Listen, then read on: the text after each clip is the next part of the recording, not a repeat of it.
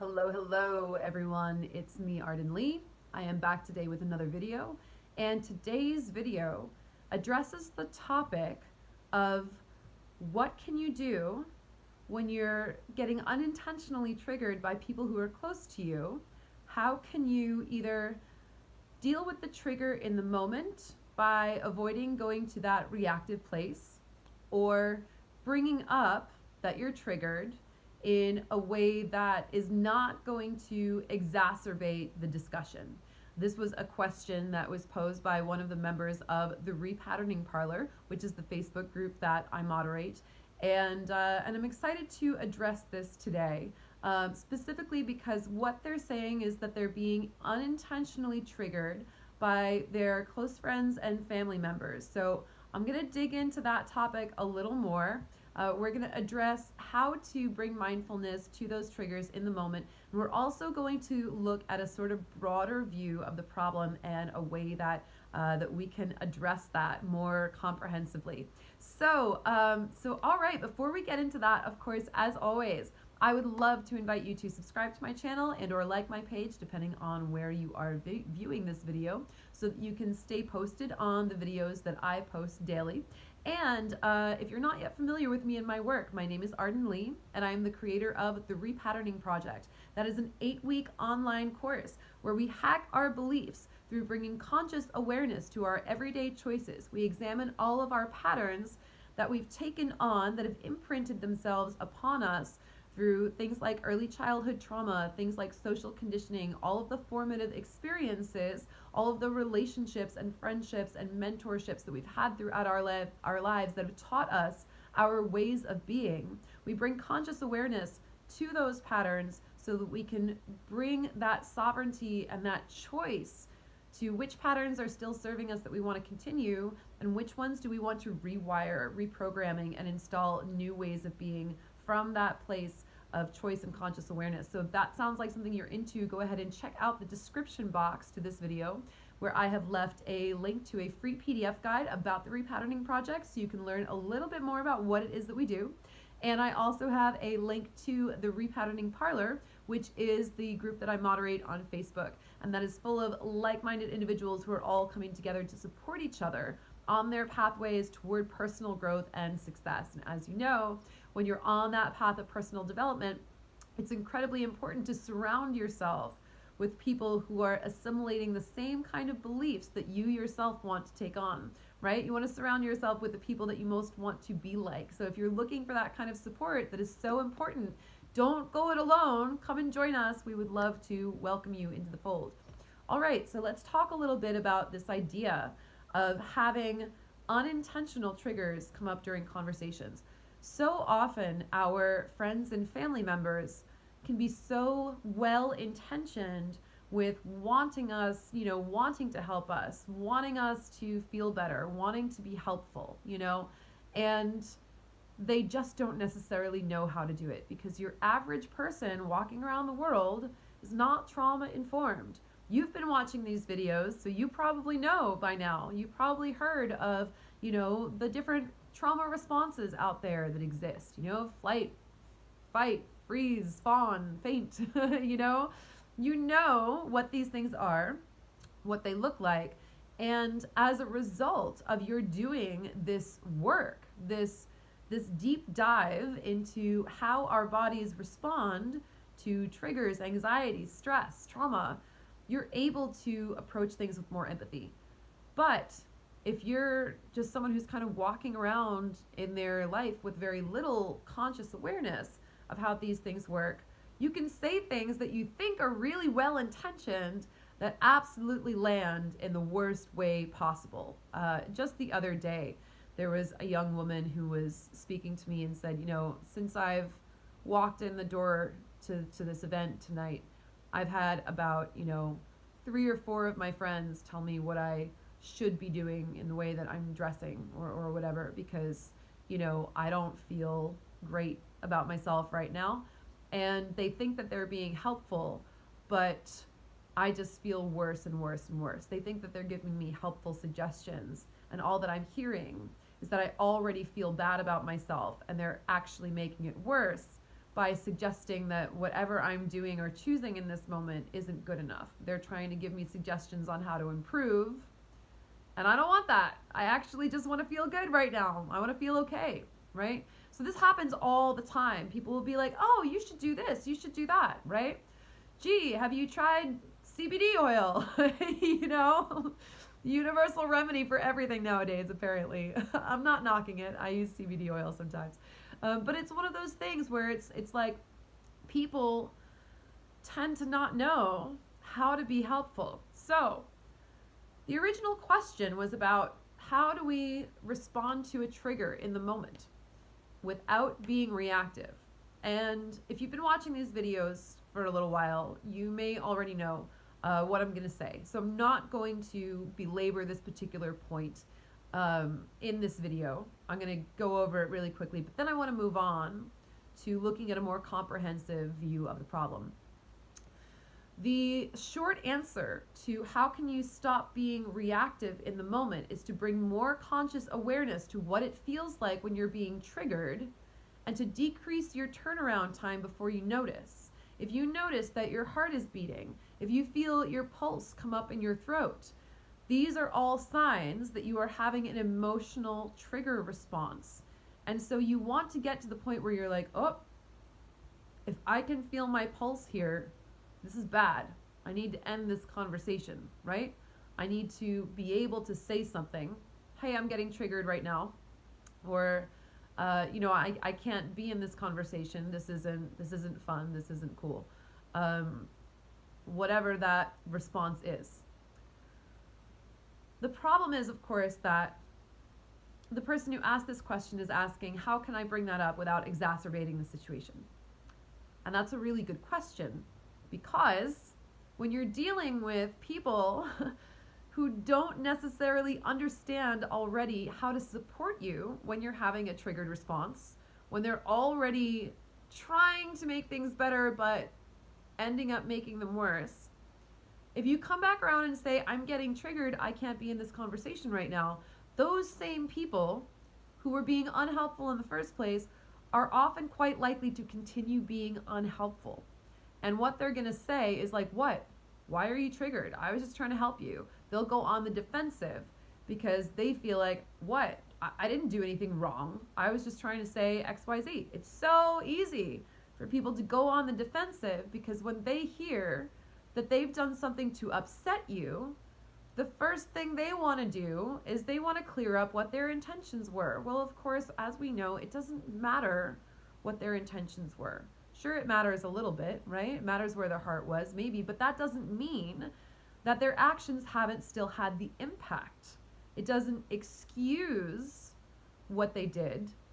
It doesn't mean it's okay for them to make you feel a certain way. Now, you can certainly say, okay, you didn't know, but here's what you want to do for next time. And someone can say, thanks, I didn't know. I appreciate your helping me out with that, right? But that's different from someone going on the defensive and saying, well, don't look at me. It's not my fault, right? So here's what really makes me want to dive deeper into this particular question, is that the person in question said that this is coming up as unintentional triggers from their close friends and their family members. So here's the important thing about dealing with something like this. If this were coming up from strangers or coworkers that you're not really all that close with, that are kind of annoying or whatever, or but that you don't really maintain those close relationships with, or just kind of random people, acquaintances, I don't know, someone in your lifestyle group or whatever who's like, oh, have you tried going vegan? And they're just not being helpful, about whatever it is. Then you'd go and you'd have a beer with a close friend of yours and you'd process it and you'd talk about how you're annoyed, but generally you'd kind of leave that behind.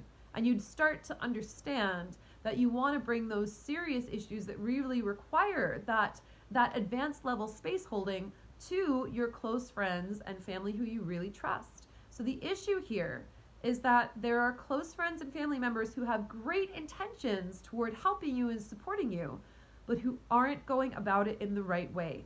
And this is where it's necessary for us to start looking at how we set the people around us up for success in how to support us. And this often requires a bigger blanket conversation about our needs and our boundaries. So let's say you have, you know, and I know, I know this person from who asked the question. I know this person from the group, and I know I don't know the specifics around the comments, but I do know that they've gone through a lot of shit in the last couple of years. So it doesn't strike me as surprising that friends and family members are maybe trying to intervene in a time that they're already dealing with so much stuff and that the friends and family members aren't being helpful to them. So what I recommend is really getting clear on your needs, your boundaries, and your reasonable expectations. And if you can get clear on those for yourself, this is helpful, this is not helpful, etc., etc., etc.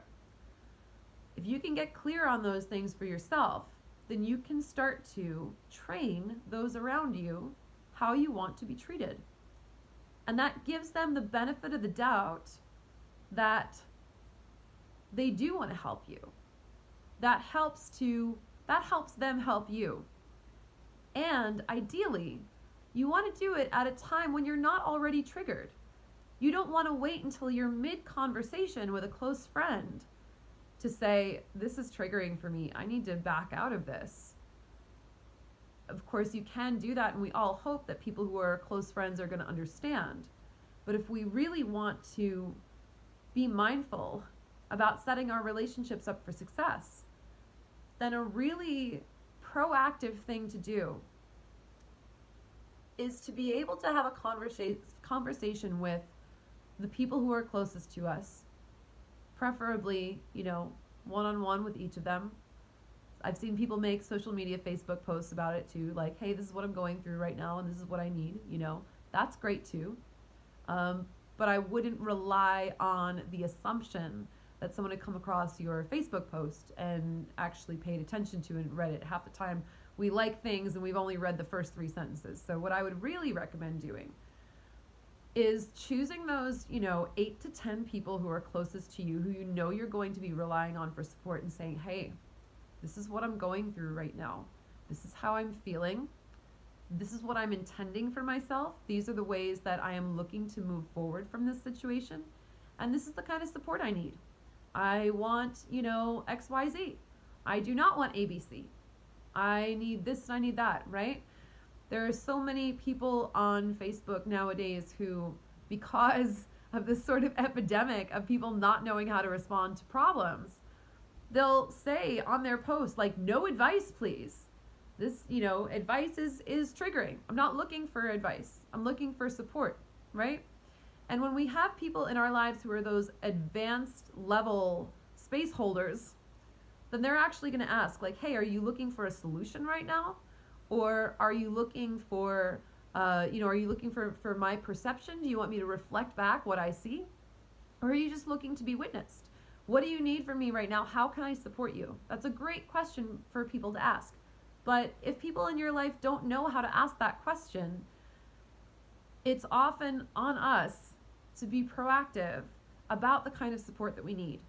So specifically, if you're getting triggered in conversations with acquaintances who aren't that close to you, then it's kind of like, again, it's annoying, it's irritating, but you can kind of back out and be like, I'm good. But when we really have those relationships with friends and family members that we can reasonably expect support from, and they don't know how to support us, then that obviously creates some friction and some tension that we want to try to circumvent. So, in my estimation, getting clear on your needs, getting clear on what you need from the people who are close to you in terms of support as you're going through a rough time, and letting them know that up front is one of the best things that you can do to support yourself and to support your relationships with those people. Because oftentimes they really are trying to help and they just don't know any better.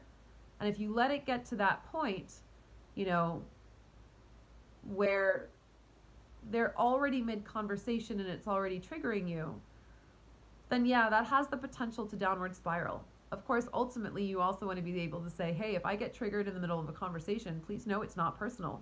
I just need to stop talking about it. Doesn't mean I'm judging you. Doesn't mean that, you did something wrong, but, I need you to not take it personally.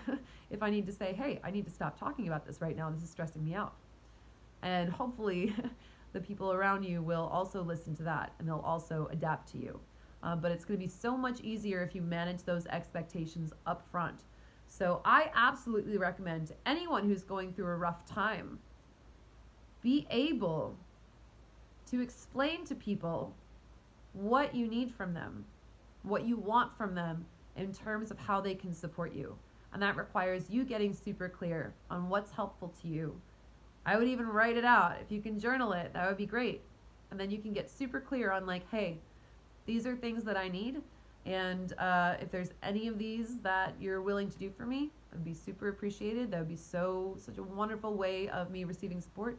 Not looking for these things. So let's avoid that. Let's do this and just set those expectations up front.